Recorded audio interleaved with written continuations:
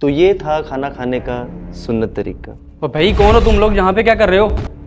بھائی جان ہم مدنی قافلے والے ہیں اور آپ کی مسجد میں 3 دن کے لیے آئے ہیں۔ اور نہیں بھائی، یہاں پہ قافلے والوں کو رکنے کی اجازت نہیں ہے، مہربانی کرے چلے جائیں یہاں سے۔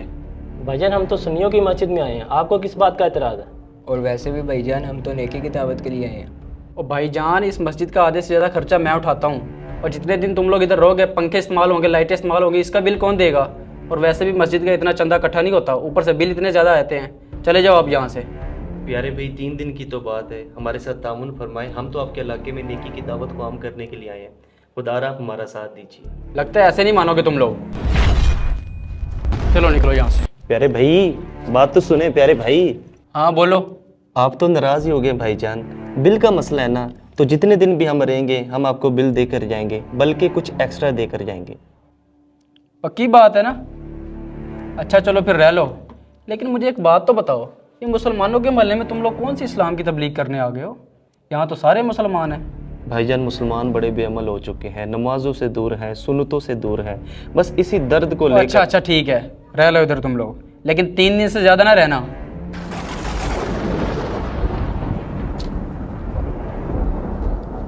اب تم کدھر جا رہے ہو اس ٹائم؟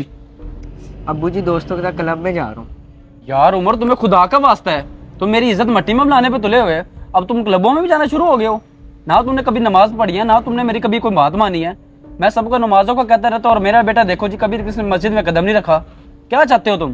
یار ابو جی دماغ نہ خراب کرو، پیچھے۔ یا اللہ، میں تو اس کی اصلاح کر کر کے تھک گیا ہوں، پتہ نہیں کب عقل آئے گی اس کو۔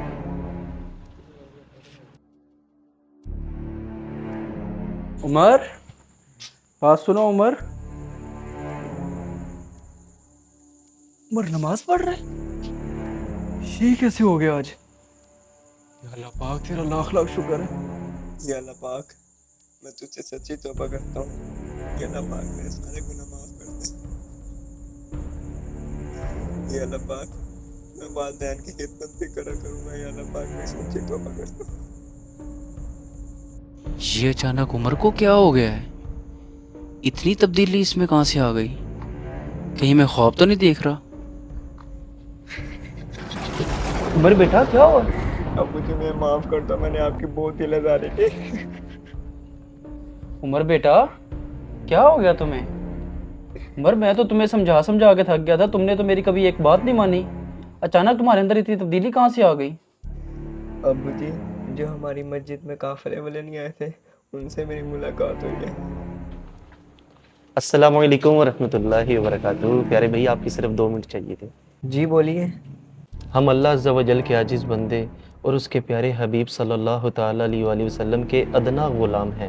یقیناً زندگی بے حد مختصر ہے، ہم لمحہ بلمحہ موت کے قریب ہوتے چلے جا رہے ہیں۔ ان قریب ہمیں اندھیری قبر میں اتار دیا جائے گا۔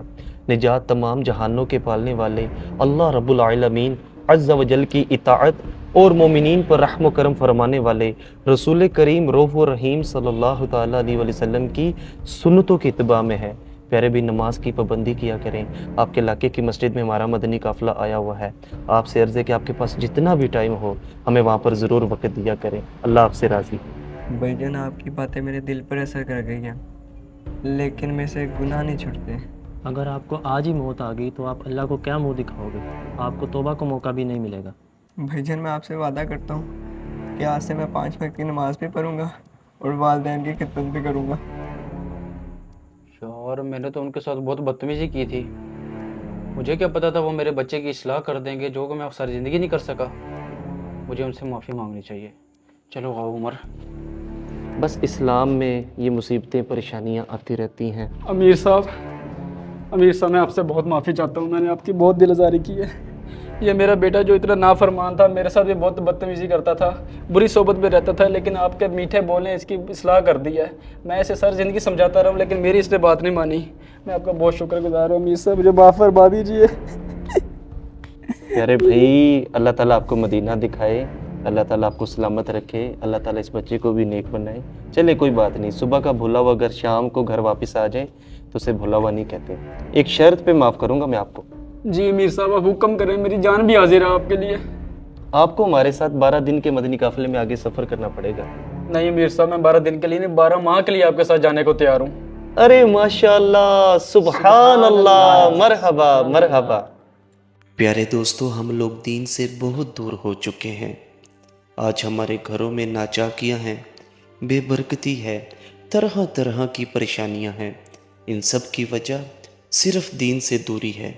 हमें चाहिए हम राय खुदा में मदनी काफ़िले वालों के साथ सफ़र करें ताकि खुदा की हम पर रहमत हो, और मदनी काफ़िले वालों की खूब खैरख्वाही करें।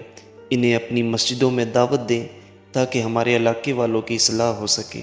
अगर आपको हमारा ये मैसेज पसंद आया, इसे ज़रूर शेयर कीजिए और हमारे पेज दानी भाई को ज़रूर फॉलो कीजिए। बहुत शुक्रिया।